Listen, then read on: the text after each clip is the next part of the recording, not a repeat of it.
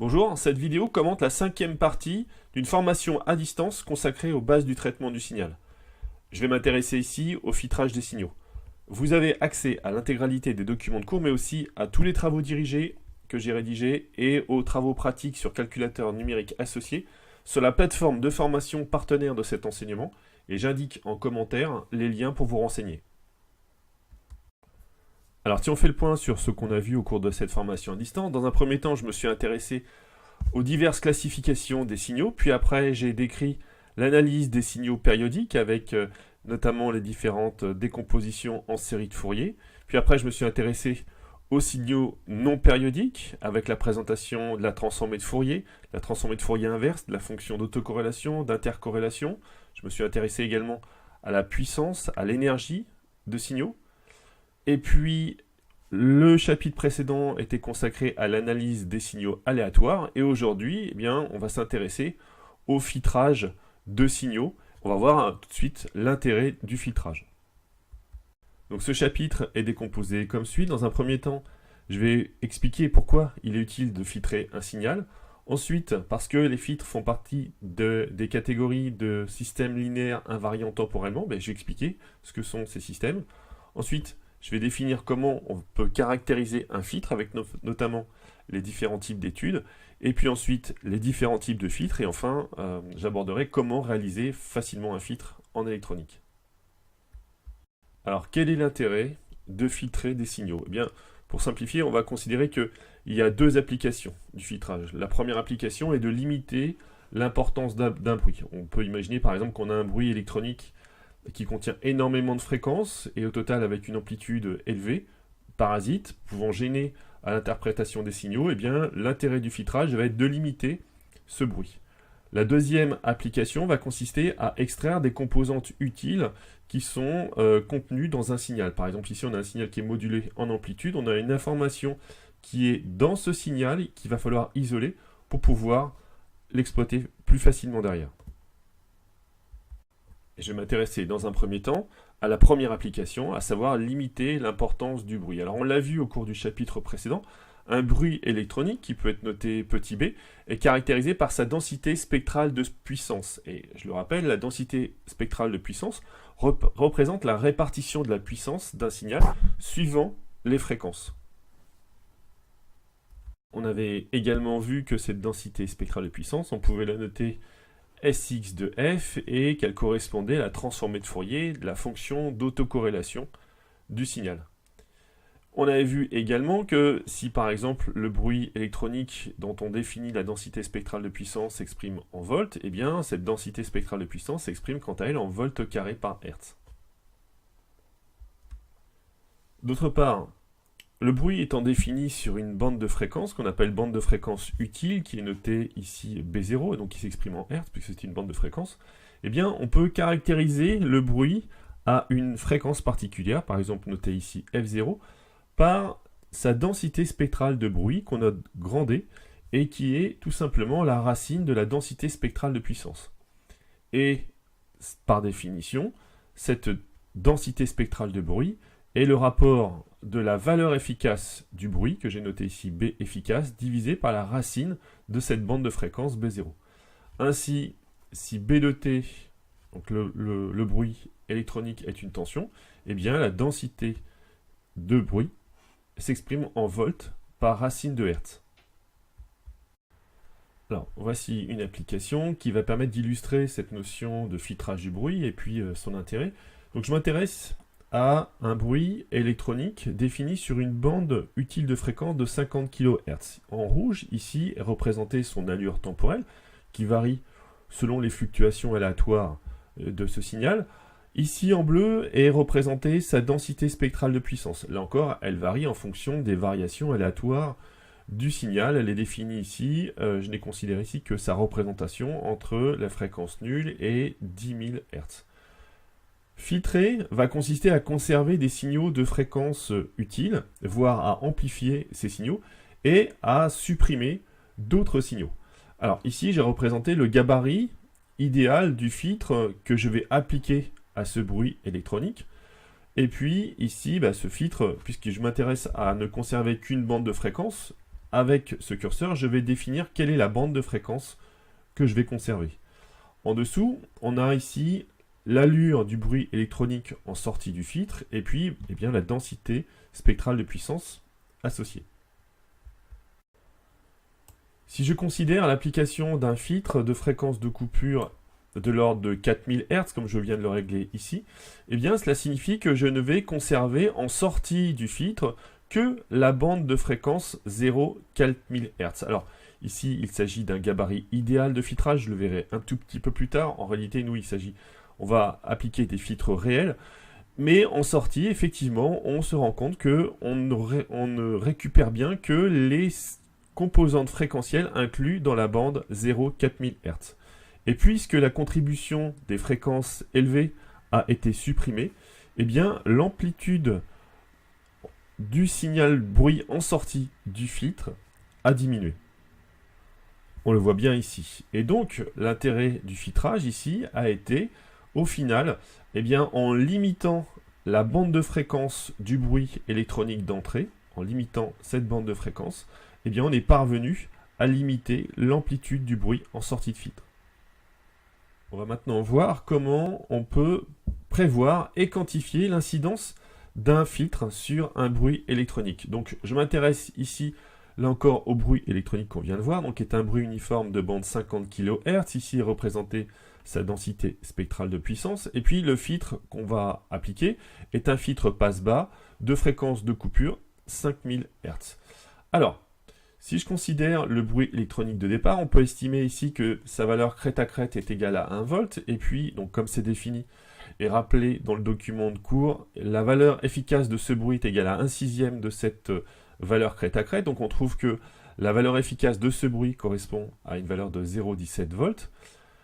Puisque le bruit uniforme est de bande 50 kHz, on va pouvoir définir sa densité de bruit comme étant égale au rapport de la valeur efficace, donc 0,17 divisé par la racine de la bande utile 50 kHz, et on trouve ici 760 microvolts par racine de Hertz. Ce signal, appliqué à l'entrée du filtre, va être limité dans sa bande utile, et en sortie, on va donc récupérer un signal bruit dont la valeur efficace, que j'ai notée ici, B efficace de sortie, est égale à la densité ici, donc densité du bruit, sur sa bande utile de départ d'entrée 50 kHz, fois la racine de la bande utile en sortie, racine de B0F, à savoir ici 760 microvolts fois racine de 5000 Hz, et donc on trouve 54 millivolts. Eh bien, si on a 54 millivolts ici, à ce moment-là, on peut en déduire que, et prévoir, que la valeur crête à crête du bruit en sortie du filtre va être égale à 6 fois ces 54 millivolts, 0,32 volts. On peut le prévoir et on peut le vérifier. Donc ici, si je fais la mesure, effectivement, on peut vérifier qu'entre le min et le max, on a 0,32 volts. La deuxième grande application du filtrage consiste à l'extraction de composantes utiles qui sont inclus dans un signal. Pour ce faire, je vais présenter l'application concrète de l'extraction d'un signal informatif qui est inclus dans un signal modulé en amplitude. Alors, les notions de modulation et démodulation de signaux en amplitude sont des notions que je verrai dans un autre chapitre. Donc ici, je vais m'intéresser simplement à l'allure du signal. Alors, je suis dans le cas d'une démodulation, donc le signal modulé en amplitude, je l'ai multiplié par le signal porteuse, et je récupère à cet endroit-là du système de démodulation, eh bien, ce signal ici qui est représenté en rouge. Ce signal temporel, il a un spectre fréquentiel qui est représenté ici en bleu, pour lequel on distingue 5 raies, donc une première raie à la fréquence nulle qui correspond à la valeur moyenne du signal. Effectivement, on voit bien que le signal ici étant toujours positif, il a une valeur moyenne.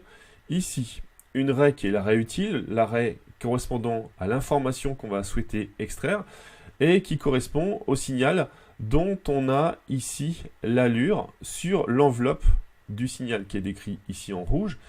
Et puis, dans le spectre de ce signal, on a également 3 autres raies qu'il nous faut supprimer ici pour pouvoir extraire l'information utile. Ce signal, on va l'appliquer à l'entrée d'un filtre passe-bas de fréquence coupure réglable ici par l'intermédiaire de cette glissière. Et en sortie, ici, est représentée l'allure du spectre et ici l'allure temporelle du signal de sortie. Eh bien, si la bande passante du filtre englobe l'intégralité des raies du signal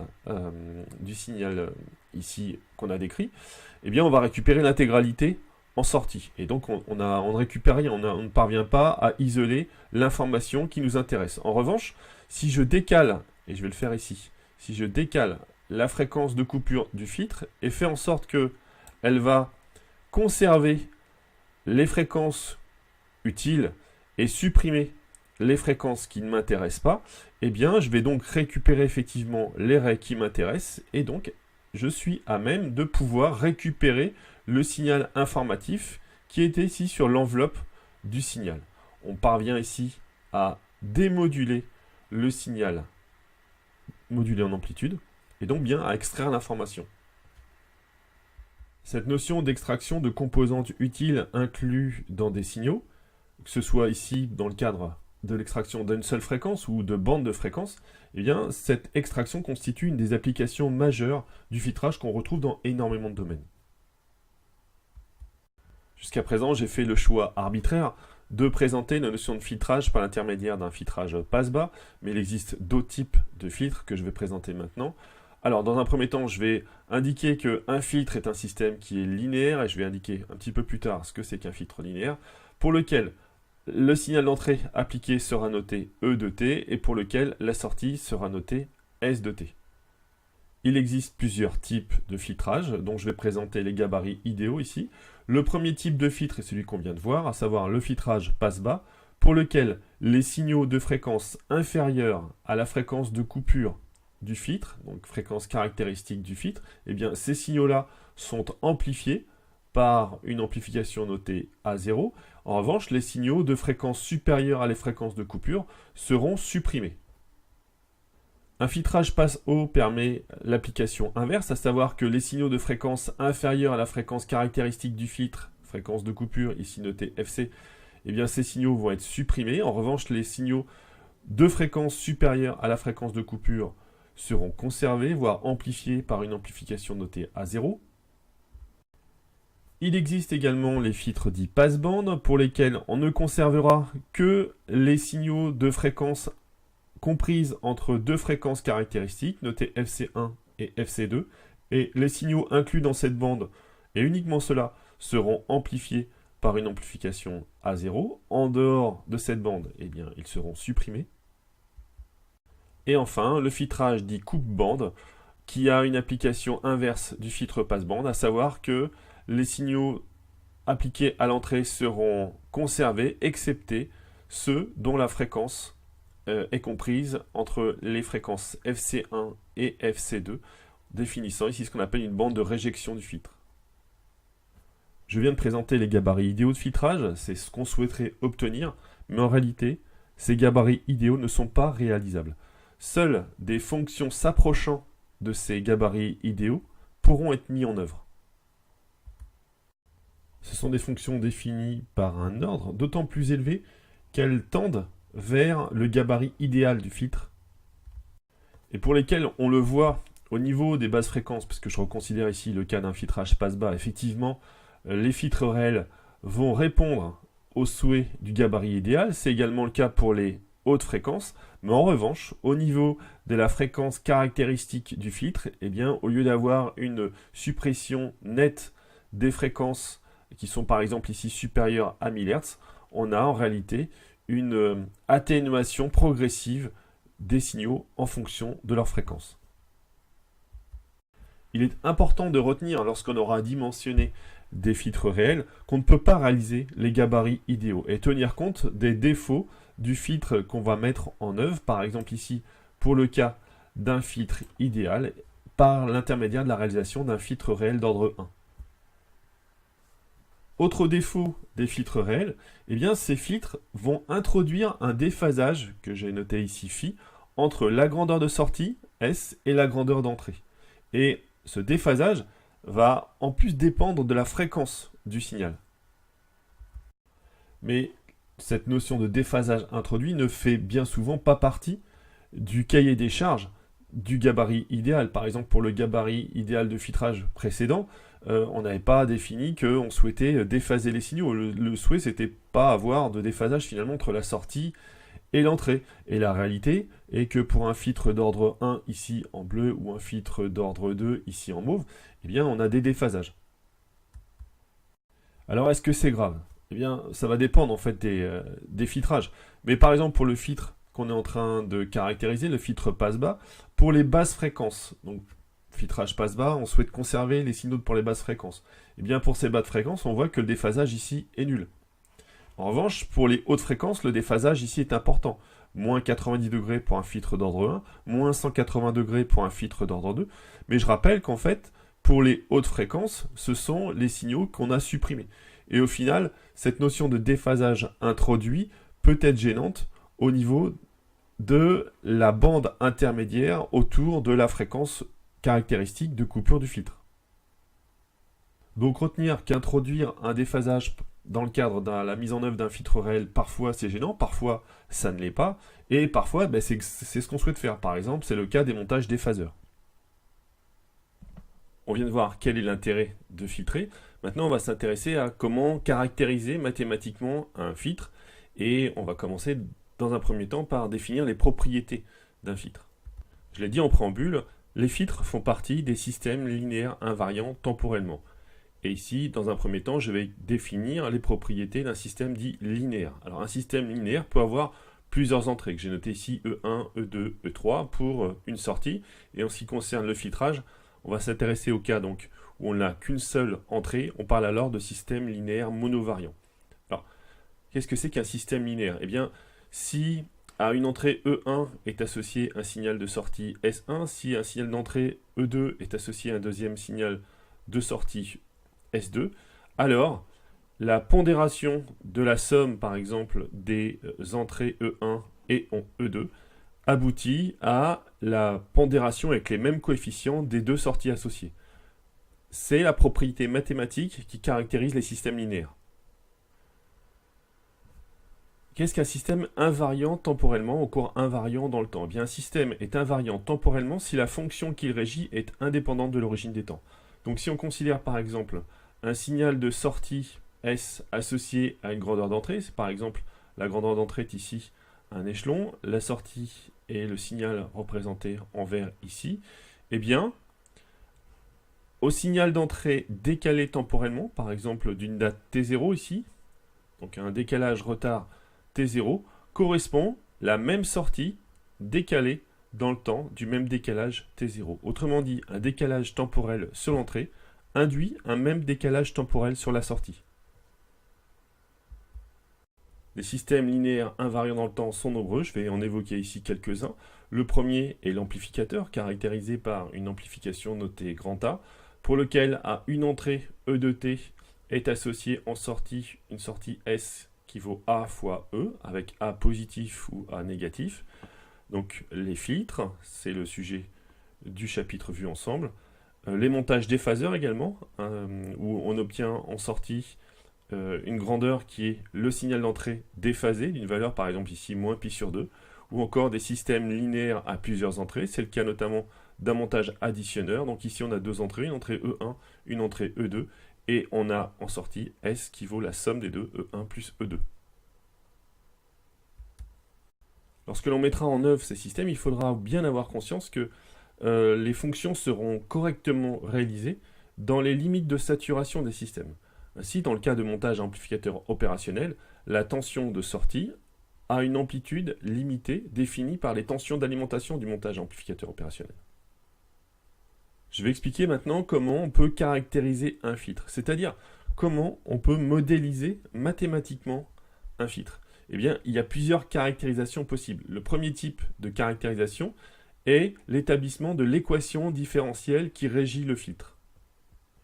Si je note E de t, le signal appliqué à l'entrée du filtre, et S de t, le signal en sortie du filtre, cette équation différentielle est la relation qui lie la sortie S de t et ses dérivés à l'entrée E de t et ses dérivés.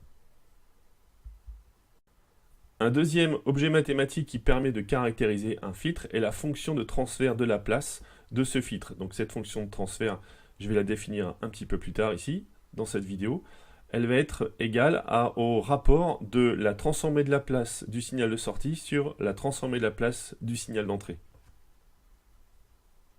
Troisième caractérisation possible, caractériser un filtre par sa réponse impulsionnelle, notée ici H de t. Cette réponse impulsionnelle est telle que le signal de sortie est défini comme le résultat du produit de convolution de la réponse impulsionnelle qui caractérise le filtre et du signal d'entrée appliqué à l'entrée du filtre. Là encore, je vais prendre quelques instants au cours de cette vidéo pour illustrer cette notion de réponse impulsionnelle.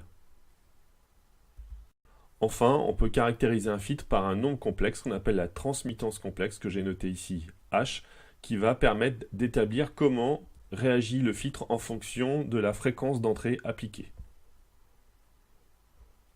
Avant de m'intéresser plus précisément à chacun de ces 4 objets mathématiques, et notamment comment on fait pour aboutir à leur expression, je vais définir ce qu'est un signal causal. Un signal x de t est dit causal si il est nul avant la date définie comme l'origine des temps, c'est-à-dire que mathématiquement, cela se transcrit sous la forme x de t est égal à 0 pour t inférieur à 0. Et parce que la sortie d'un système ne peut pas varier avant que l'on ait appliqué l'entrée, eh bien les systèmes physiques réels sont dits causaux. Premier objet mathématique qui peut régir un filtre, l'équation différentielle. Alors ici, pour donner sens, je vais m'intéresser à la définition de filtres analogiques réels à partir de composants passifs, résistance, bobine et condensateur. J'ai ici un tableau qui présente pour chacun de ces 3 composants l'expression entre la grandeur, tension aux bornes du composant et l'intensité qui circule dans le composant dans le cadre d'une convention récepteur, c'est-à-dire que les flèches intensité et tension sont dans les sens opposés. Ainsi, pour un résistor de résistance noté grand R, exprimé en ohms, la relation entre la tension aux bornes du composant et l'intensité est telle que la tension est proportionnelle à l'intensité et le coefficient de proportionnalité est la valeur de la résistance. De la même façon, pour une bobine d'inductance L exprimée en Henry, la tension est cette fois-ci proportionnelle à la variation de l'intensité au cours du temps et le coefficient de proportionnalité est la valeur de l'inductance de la bobine.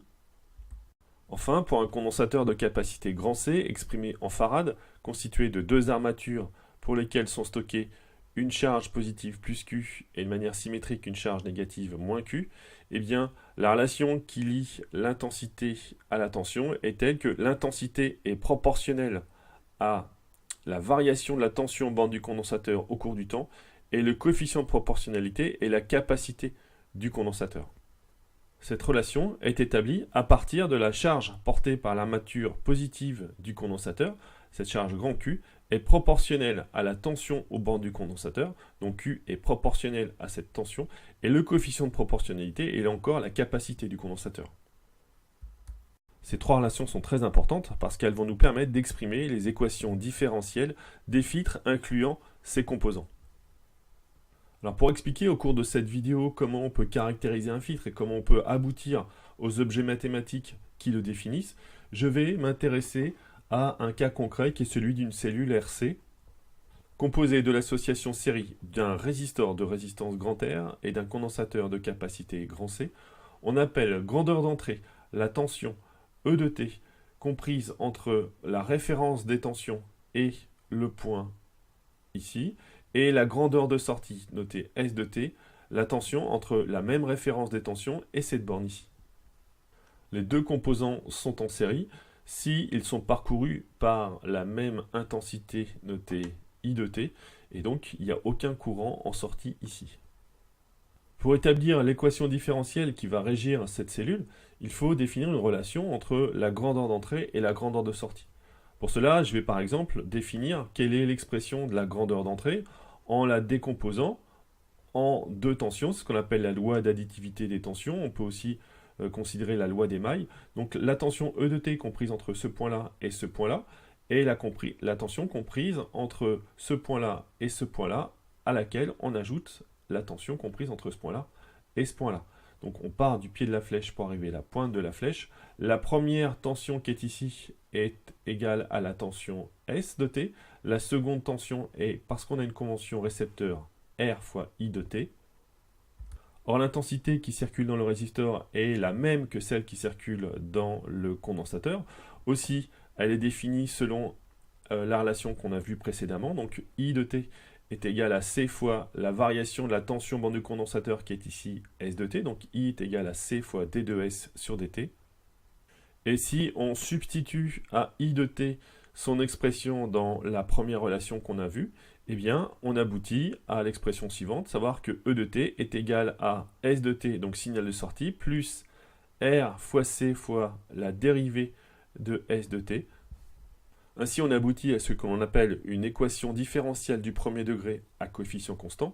Alors, équation pourquoi? Parce qu'il y a un signe égal. Différentielle parce que c'est une relation entre grandeur d'entrée et grandeur de sortie et leur dérivée.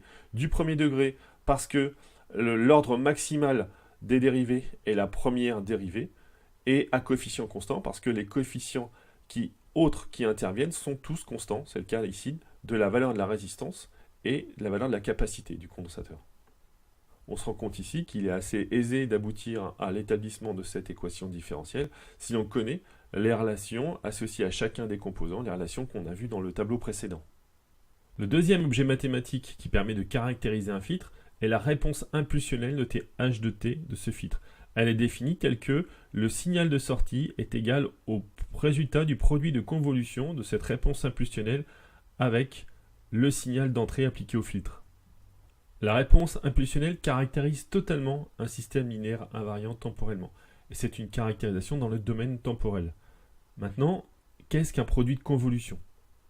Mathématiquement, on peut traduire qu'un signal S de t, qui est le résultat du produit de convolution H de t, E de t, est égal au calcul de l'aire du produit du signal d'entrée fois la copie symétrique décalée de la réponse impulsionnelle.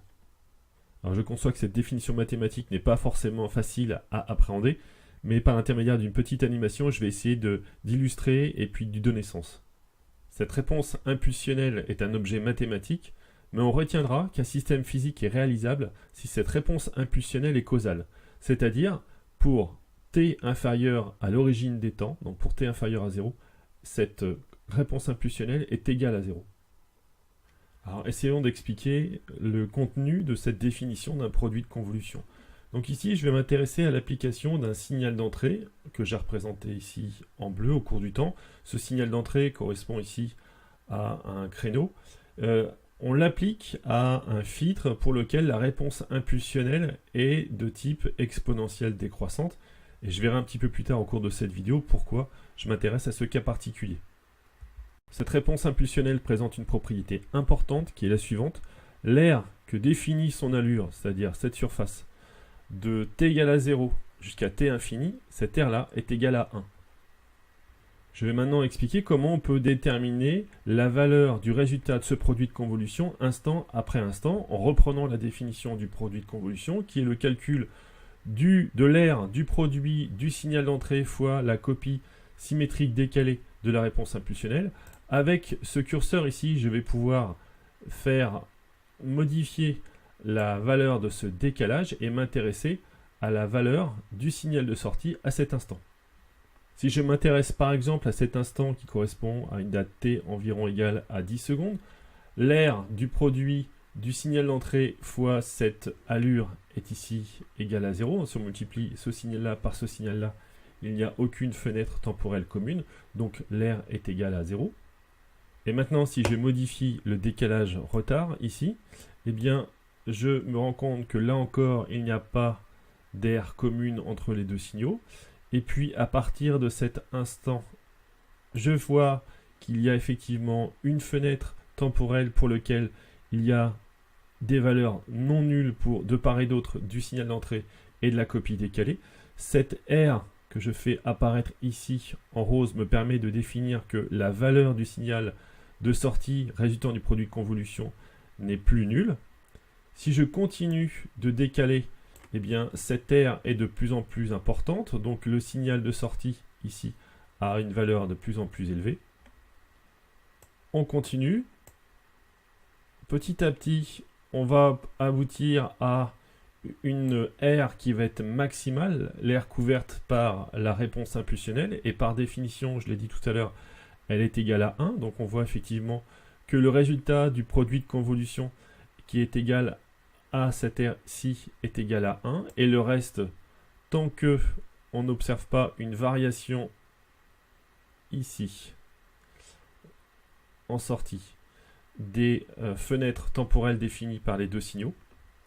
Et si je poursuis, j'observe qu'on a effectivement une forte variation de l'air dans un premier temps, puis après une variation décroissante plus faible, jusqu'à obtenir, tout comme on l'avait vu tout à l'heure, une surface nulle entre les deux signaux, et donc le résultat du produit de convolution est à ce moment-là nul. Et il est nul ici pour tout le reste de la fenêtre étudiée. Cette illustration permet donc d'expliquer pourquoi l'application d'un signal créneau à l'entrée d'un système caractérisé par une réponse impulsionnelle exponentielle décroissante de type filtre passe-bas, et bien pourquoi en sortie on récupère une allure de signal définie par des phases de croissance et de décroissance exponentielle. Et maintenant on va appliquer cette notion de produit de convolution d'une réponse impulsionnelle à d'autres types de signaux. Par exemple, je vais régler ici une fonction sinusoïdale. Alors, pour laquelle je vais prendre une fréquence plus importante et je vais faire exactement le même procédé. En modifiant le décalage retard, j'observe de nouveau la construction point par point du signal de sortie du produit de convolution et je remarque à ce moment-là une propriété importante qui est que les fonctions sinusoïdales sont des fonctions propres des systèmes linéaires invariants temporellement. Ça signifie que si on applique un signal d'entrée qui est sinusoïdal, et bien en sortie, on va également récupérer un signal qui va être sinusoïdal. En modifiant la fréquence du signal d'entrée, on observe une allure différente du signal de sortie. Elle reste sinusoïdale, mais elle est d'amplitude plus faible. C'est inhérent au caractère passe-bas du filtre étudié. Je vais maintenant utiliser cette application pour d'autres signaux. Donc dans un premier temps, je vais diminuer la valeur de la fréquence et puis je vais changer d'allure. Par exemple, un signal rectangulaire.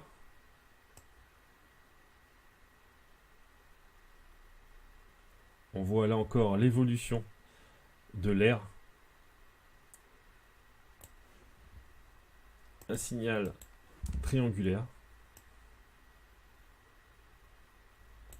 Avec l'allure du signal en sortie. Je peux également modifier la valeur de la fréquence et voir l'incidence.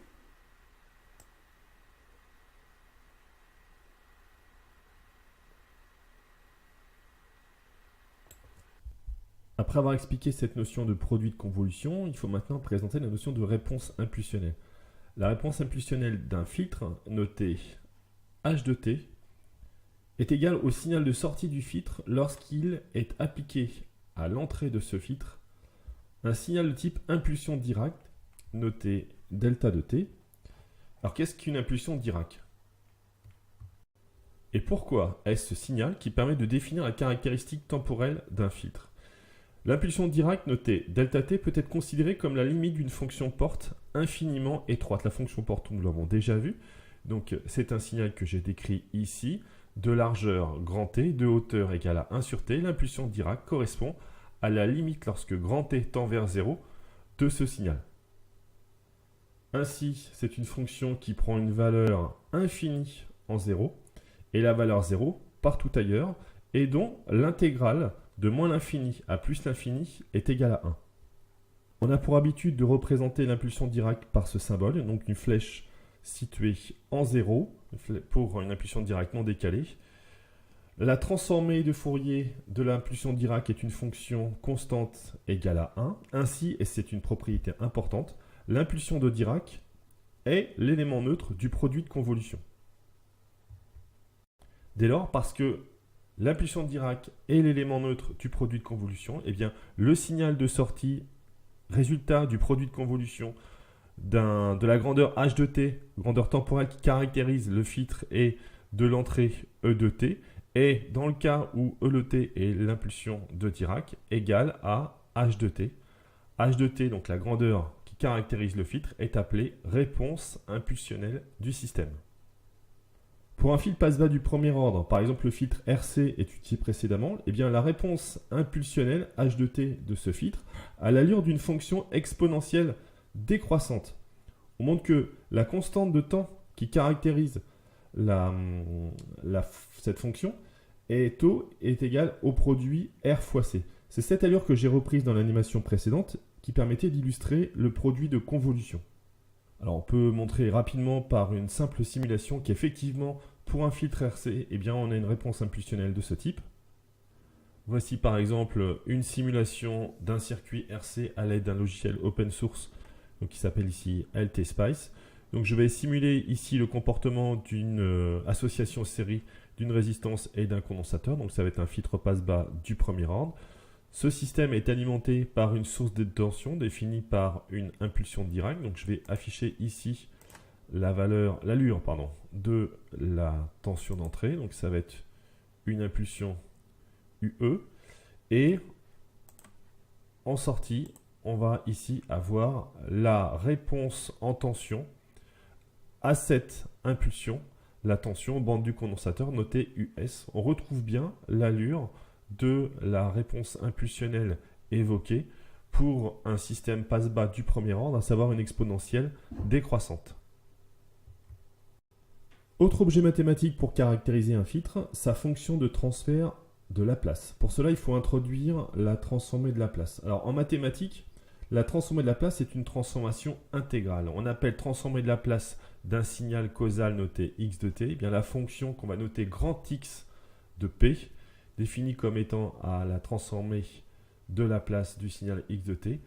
X de p est égal à l'intégrale de 0 à plus l'infini du signal x de t fois exponentielle de moins pt fois dt. P est appelée la variable de Laplace. À noter que pour les pays anglo-saxons, cette variable est notée petit s. Bon, ce cours n'est pas un cours de mathématiques, c'est davantage les propriétés de la transformée de Laplace qui vont nous intéresser. Mais sachez que la transformation de Laplace généralise la transformation de Fourier. Et tenant compte des conditions initiales, elle est notamment très utilisée en électricité.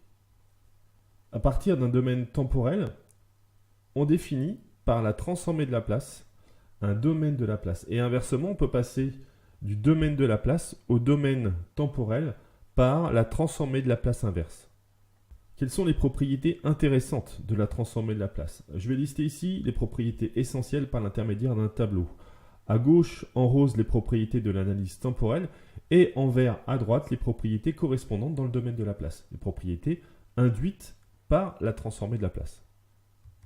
Première propriété, la linéarité dans le domaine temporel est conservée dans le domaine de Laplace. Ainsi, pour un signal dans le domaine temporel défini comme une pondération d'une somme ou d'une différence, par exemple S de t est égal à AX de t plus BY de t, eh bien, correspond dans le domaine de Laplace une fonction de Laplace S de P qui serait égale à A fois X de P plus B fois Y de P. La linéarité dans le domaine de Laplace est la même que celle dans le domaine temporel. D'autre part, dans le domaine temporel, un décalage d'un retard TD correspond dans le domaine de Laplace une modulation X de P fois l'exponentielle de moins P fois TD.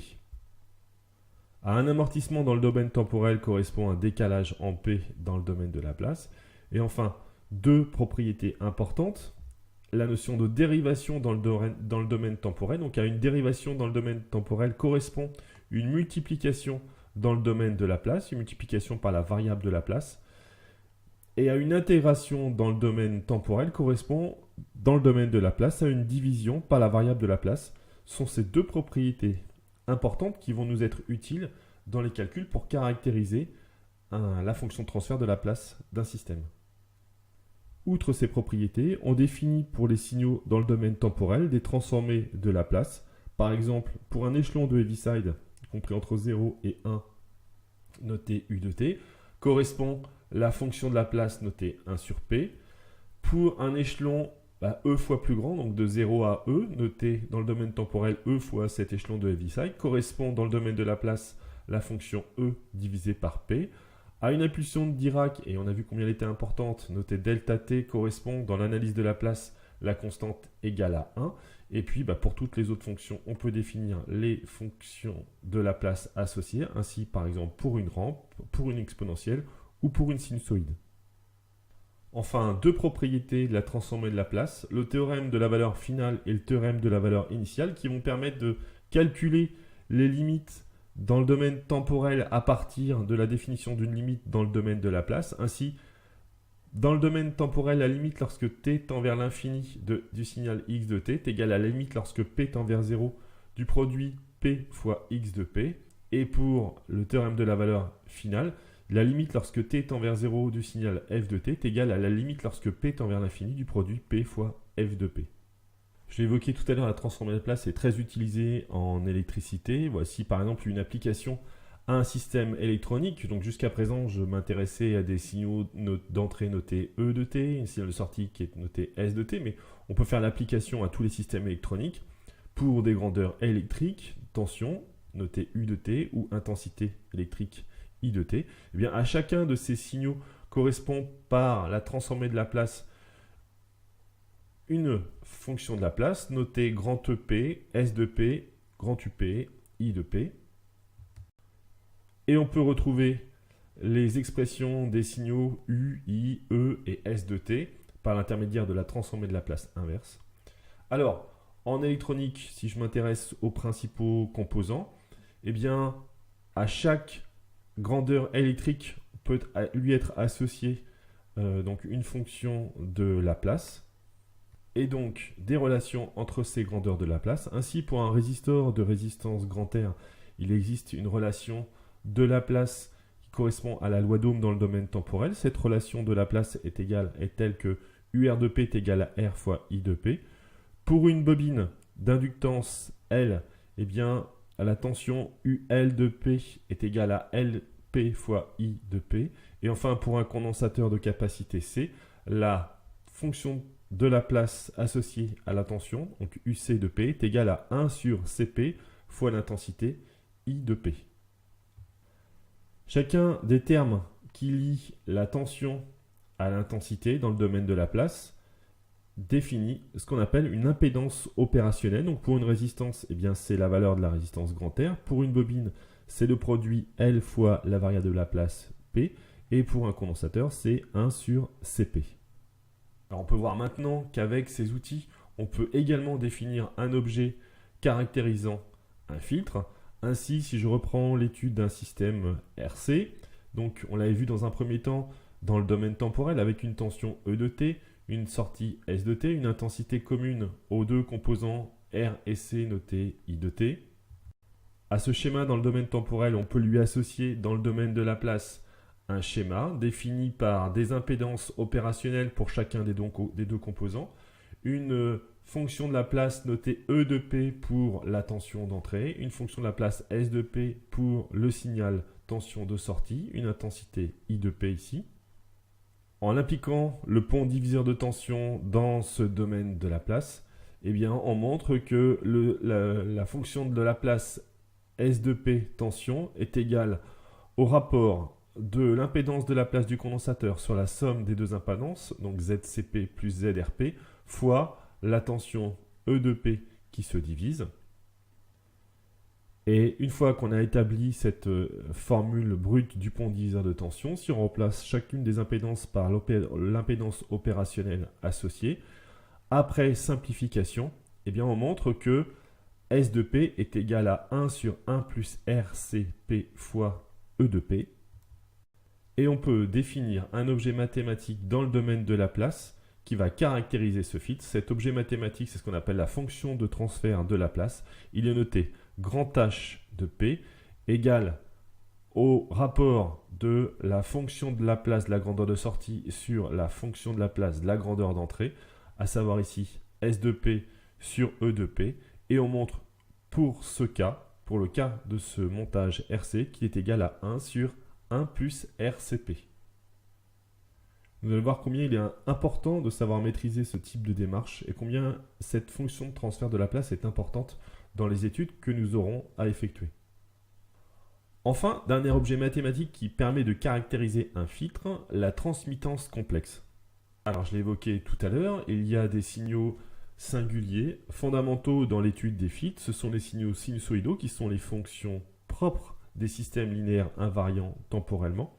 Ainsi, par exemple, pour un signal E de t sinusoïdal, donc ayant pour expression E racine de 2 sinus de pi ft plus phi E, E est ce qu'on appelle la valeur efficace du signal E de t, f sa fréquence, phi E sa phase à l'origine, et bien à ce signal d'entrée E de t correspond un signal de sortie S de t qui est également sinusoïdal. Donc S de t est égal à S fois racine de 2 sinus de pi ft plus phi S. S, grand S, valeur efficace de ce signal. F, fréquence qui est la même fréquence que le signal d'entrée. Et phi S, phase à l'origine du signal de sortie. À l'écriture de ces expressions de fonctions sinusoïdales, on définit que chaque fonction sinusoïdale est caractérisée de manière unique par trois grandeurs, sa valeur efficace, sa fréquence et sa phase à l'origine. Mais parce que la fréquence du signal d'entrée induit la fréquence du signal de sortie, que cette fréquence n'est pas modifiée par un système linéaire invariant temporellement, on en déduit qu'il y a finalement deux informations qui prévalent dans ces expressions, à savoir la valeur efficace et le déphasage. Ainsi, on associe à chacune de ces grandeurs sinusoïdales des nombres complexes définis par leur forme polaire. Au signal E de t, on associe un nombre complexe noté grand E égal à, alors pour son module, eh bien, la valeur efficace du signal, pour son argument, la phase à l'origine du signal, et on peut en faire de même pour le signal de sortie. À ce signal de sortie S de t, on lui associe un nombre complexe S de t, là encore défini par sa forme polaire à partir des écritures de son expression temporelle. Ainsi, si je reprends de nouveau les trois composants fondamentaux de l'électricité, à savoir le résisteur, la bobine et le condensateur, pour chacun de ces trois composants, on définit des nombres complexes associés à la grandeur tension à leur borne et à l'intensité I qui les traverse. Les expressions qui lient ces différentes grandeurs électriques sont telles que la tension aux bornes de chaque composant est égale au produit de l'impédance complexe caractérisant le composant dans le domaine complexe fois l'intensité I. Et pour le résisteur de résistance grand R, cette impédance complexe est égale à la valeur de la résistance du composant. Pour une bobine, cette impédance complexe est égale à J fois L fois oméga, où oméga est la pulsation des signaux U, L et I. Et pour un condensateur de capacité C, l'impédance complexe est égale à 1 sur JC oméga, ou encore moins J sur C oméga. Et là encore, si on reprend l'étude du circuit RC vu précédemment, à ce schéma dans le domaine temporel correspond un schéma dans le domaine complexe où à chaque grandeur électrique, on lui associe un nombre complexe et à chaque composant est associé une impédance complexe. En appliquant le pont diviseur de tension à ce circuit avec les nombres complexes, on montre que la tension définie par le nombre complexe E se divise en deux parties au bord de chacune des deux impédances complexes. Ainsi, la tension notée par le nombre complexe S est égale au rapport ZC complexe divisé par la somme des deux impédances complexes fois la tension complexe ici. Et en remplaçant chacune des impédances complexes par l'impédance vue dans le tableau précédent, on montre que S complexe est égal à 1 sur 1 plus J RC oméga fois E complexe, ce qui nous permet de présenter le dernier objet mathématique caractérisant un filtre, la transmittance complexe. La transmittance complexe est le nombre complexe noté grand H complexe de J oméga, défini comme étant le rapport de la grandeur de sortie complexe S complexe sur la grandeur d'entrée complexe E complexe. Et donc, pour ce système ici, d'un filtre RC, c'est égal à 1 sur 1 plus J RC oméga.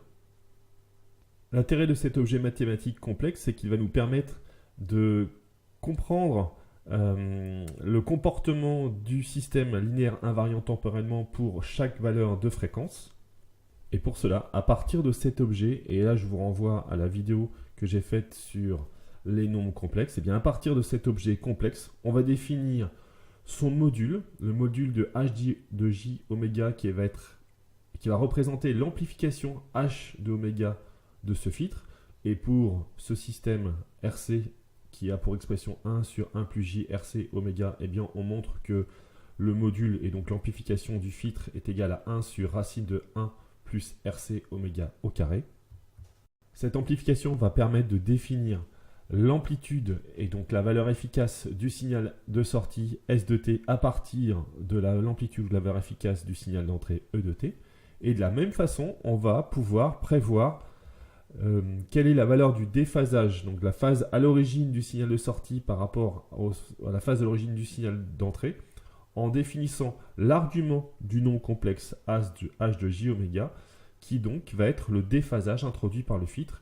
Et on montre que pour ce filtre ayant pour expression 1 sur 1 plus J RC oméga, eh bien cet argument est de la forme moins arc tangente ou tangente moins 1 de RC oméga.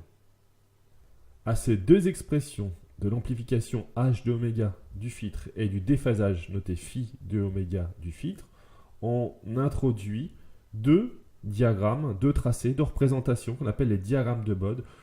L'un qui représente l'amplification H du filtre en fonction de la fréquence ou de la pulsation, l'autre qui définit le tracé du déphasage phi en fonction de la fréquence ou de la pulsation. Ici sont représentés les diagrammes de Bode en amplification et en déphasage du filtre RC qu'on a étudié jusqu'à présent, qui nous sert de support pour présenter les différents outils.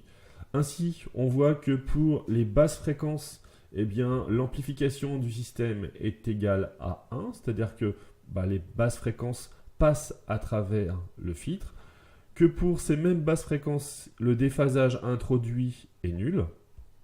On remarque également que pour les hautes fréquences, eh bien, l'amplification tend vers 0, c'est-à-dire que les signaux de fréquence élevée ne passent pas à travers le filtre, et que pour ces mêmes signaux, eh bien, il y a un déphasage introduit de moins 90 degrés, mais un déphasage qui n'est pas gênant, puisque en fait les signaux sont extrêmement faibles.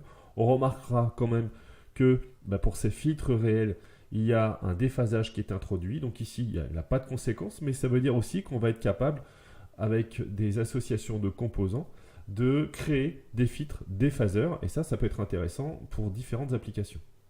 On remarque que pour cette association de deux composants, une résistance et un condensateur, eh bien, on est bien loin de ce gabarit idéal, de ce filtrage idéal, et qu'en réalité, on est capable uniquement d'avoir cette valeur approchée de filtrage, qu'en plus, elle induit un déphasage, alors qui peut être gênant ou pas. A priori, pour les signaux de fréquence élevée, le déphasage est important, mais ce n'est pas grave puisqu'on ne récupère quasi aucun signal. On peut également remarquer que, eh bien, ici, on le voit à travers cette animation, le gabarit idéal permet de fixer ici, en fonction de la valeur de la fréquence de coupure, l'allure des diagrammes de Bode, tant en amplification qu'en déphasage. De nouveau, une petite application pour illustrer ces notions. Alors ici, représenté sur ce premier graphe, eh bien, le tracé du diagramme de Bode en amplification du filtre. Ici, sur ce second graphe, le déphasage introduit en degrés. On peut remarquer que ces tracés réels s'appuient sur un gabarit idéal qui est représenté ici en rouge, un gabarit idéal de filtrage pour lequel, eh bien, pour un filtre passe-bas, pour les basses fréquences jusqu'à une certaine valeur de fréquence qui est définie à la valeur de l'amplification maximale divisée par racine de 2, on introduit à ce moment-là cette grandeur qu'on appelle la fréquence de coupure. On a ici ce qu'on appelle la bande passante du filtre, ici la bande de réjection du filtre. Cette pente de moins 20 décibels par décade est caractéristique d'un système d'ordre 1. Pour un système d'ordre 2, on observerait une pente de moins 40 décibels par décade. Pour un système d'ordre 3, de moins 60 décibels par décade.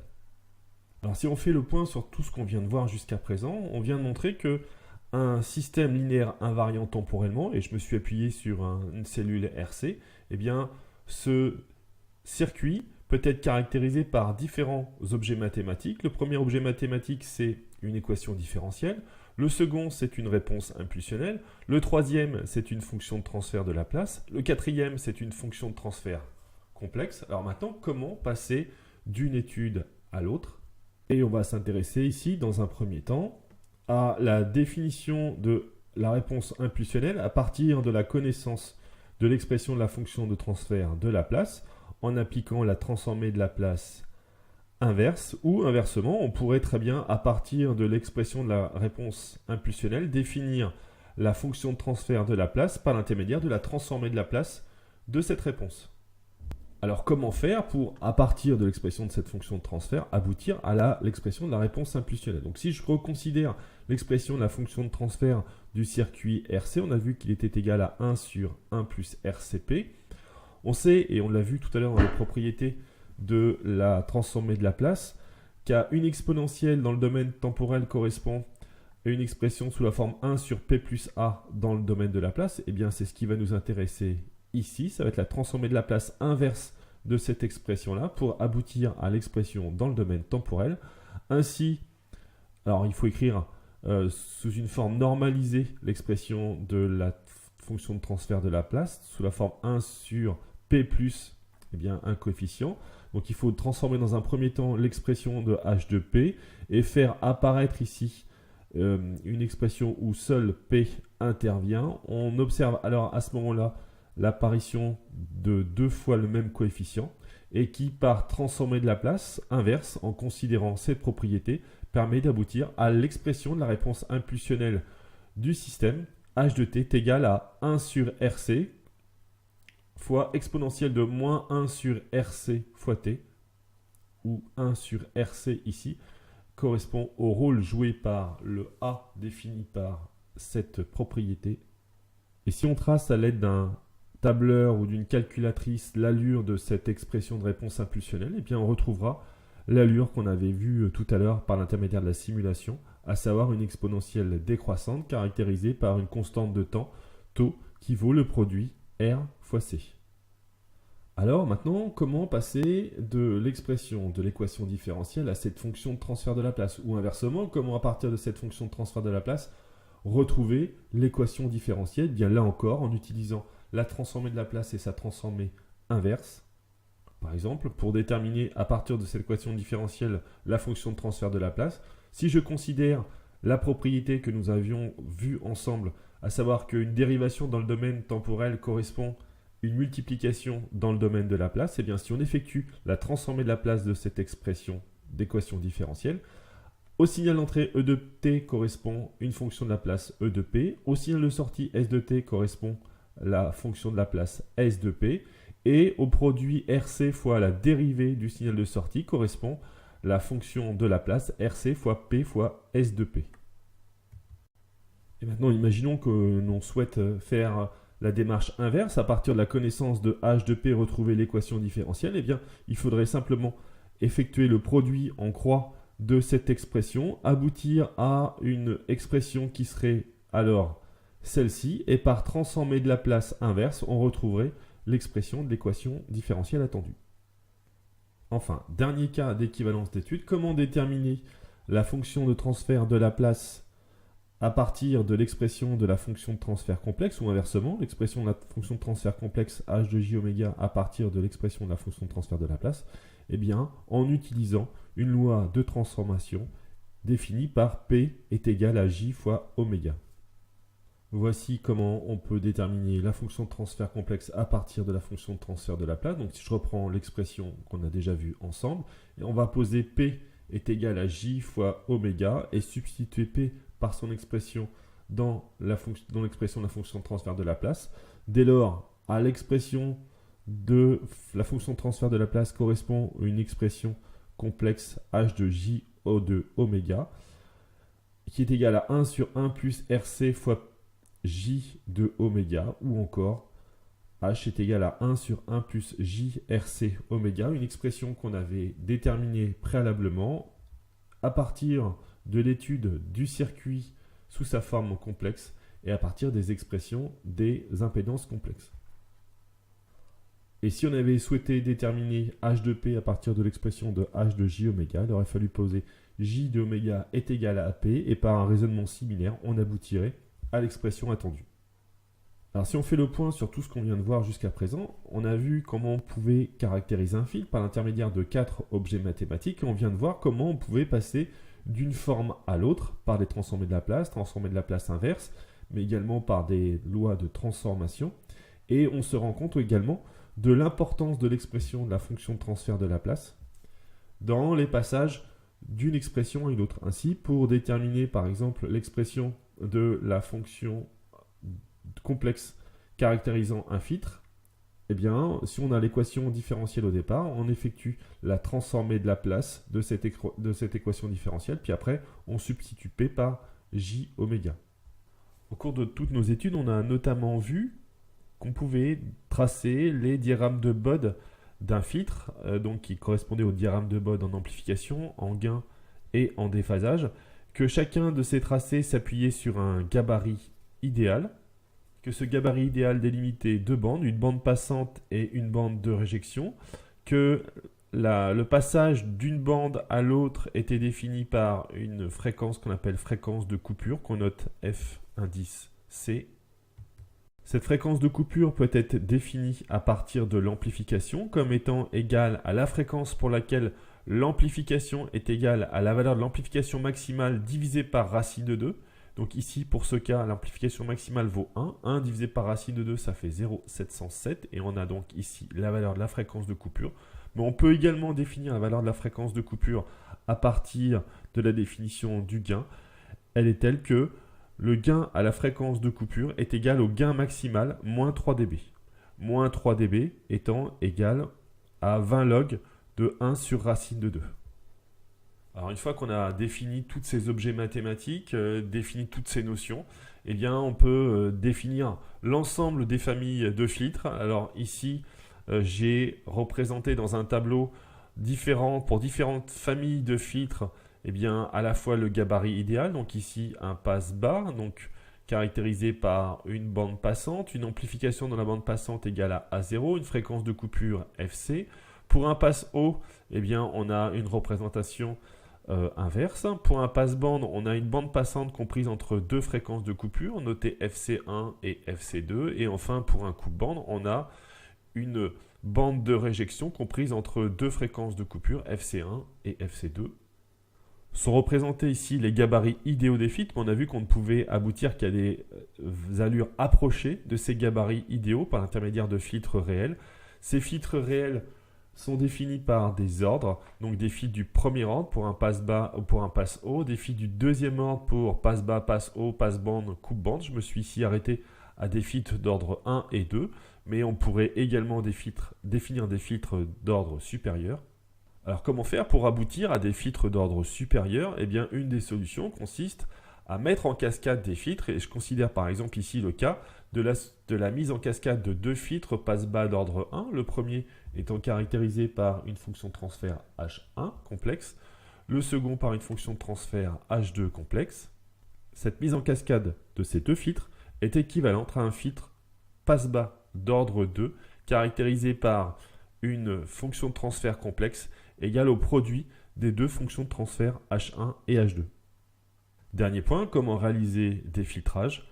Eh bien, les filtres analogiques passifs peuvent être réalisés à partir, et on l'a vu, de composants passifs, à savoir des composants résistifs et capacitifs. Une association RC définit un filtre passe-bas d'ordre 1 avec une amplification maximale égale à 1, une fréquence de coupure égale à 1 sur 2pi RC.